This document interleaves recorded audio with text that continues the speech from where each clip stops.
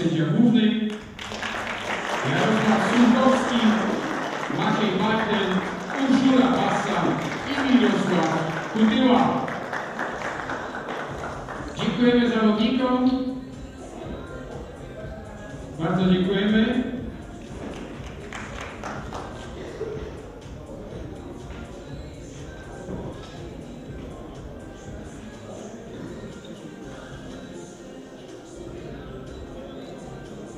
Drodzy Państwo, jak sami organizatorzy określają, uprawianie każdej dyscypliny